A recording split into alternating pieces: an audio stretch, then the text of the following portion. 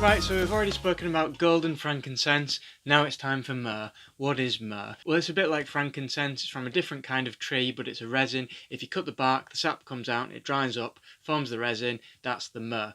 So what do you do with myrrh? Well, give it to Jesus, but then what does Jesus do with the myrrh? I suppose it was probably Mary and Joseph that used Jesus' myrrh, but I think we're getting a bit off topic. What does one do with myrrh? What can you do with myrrh and what can I do with myrrh? What can myrrh be used for medically? Well, I've been doing my homework and doing my diligent job of looking up the evidence, and like a lot of herbal remedies, it's claimed to be useful for a lot of things. It has been used for schistosomiasis, but the studies seem to argue about how effective that actually is. It does seem to work to some degree, but it's not as good as praziquantel, which is the actual anti-worm drug that is usually used for schistosomiasis. Don't worry about what schistosomiasis is. You don't want it. It's a tropical infection caused by a certain kind of parasite. It's not one for today.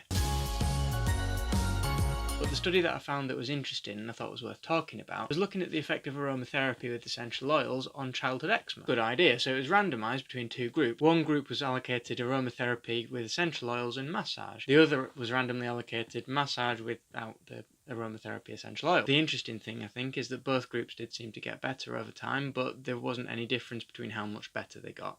The essential oils didn't seem to add anything. So we can ask a couple of questions about why that is, but also I think it's worth saying is that the essential oil group, after the treatment had finished, the eczema flared up again and got worse. A couple of possible reasons for that, but one that's quite likely is that essentially it's a rebound allergic irritant dermatitis, and that probably just stresses the advice that we normally give, that if you're using creams for eczema, then make sure that it's a non-perfumed one, because the perfumes can irritate. But let's go back to the two groups for a minute. They both got better. Well, why is that? I think there's a couple of things that are interesting when you compare the groups, and that's to look at the placebo effect and what we call the Hawthorne effect. The two are different. Firstly, the Hawthorne effect is how people act slightly differently just by observing them. It was first named in some old studies about improving worker productivity. Basically, they made some changes in the workplace that they thought improved the productivity of the workers, but then when they went back to analyse it later with the benefit of other studies in hindsight, they found that it was actually the effect of observing it that changed the workers' behaviour, made them work harder, without necessarily thinking about it or realising it. It's just, when you take an interest in someone, then the behaviour changes for the better, usually. So an example of how the Hawthorne effect might affect this study is that if they were using normal emollients as well, they might be more likely to use the emollients more regularly, as they were intending to when they're studied, because you might be more likely just to forget it occasionally if you're not being studied. That's different to the placebo effect. Essentially, the placebo effect is the fact that when you are given some treatment, you will get better, regardless of what the treatment is, regardless of if the treatment is actually even treatment or not. If you perceive that you are being treated, then you will get better. That's a half-truth, it's perhaps a little bit of a myth, but it has got something in it. The thing is, there aren't really any studies that consistently show how effective the placebo effect is. It seems to depend on the context in the study, which is a little bit problematic scientifically. It probably just points to the fact that we don't really understand it fully. But the placebo effect does seem to be real when you're measuring things that people give you a rating for. So for example, with pain, if your assessment of how bad your pain is on a scale of 1 to 10, then the placebo effect might well knock it down a couple of points. How and why does it do that? Well, that's really difficult to say. Pain is naturally very subjective. That is what it is. It's a subjective thing.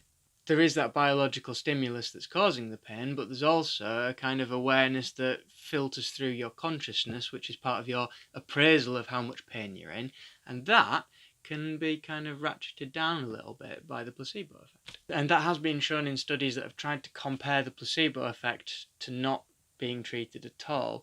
But then you've got a problem because you introduce bias, because then you know whether you're in the placebo group or the no placebo group, because the whole point of a placebo group is to try and avoid bias in the study, because if you compare a treatment group with a group getting no treatment, then the treatment group is going to think that they're being treated better, they're going to get the placebo effect on top of the treatment. So in order to compare that in a fair study, you need to compare it with a placebo.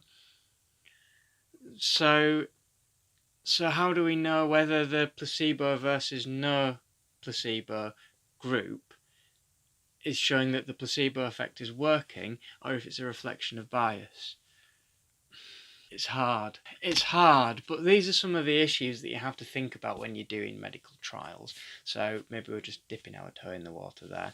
in terms of how it could affect the eczema study, then it doesn't take a great deal to think, well, if you're doing a massage, it's going to be comforting, it's going to distract you, make you think about it less, and in terms of that appraisal of how bad the itchiness is, then it might just dial it back a little bit. And the placebo effect does seem to be more effective in children as well, so it fits again with this study. So that's plenty for today, a little bit about some of the issues of study design for medical trials, the Hawthorne effect, the placebo effect, and don't use perfumed creams for eczema. Hope you've enjoyed the video. If you have, you know what to do. See you tomorrow.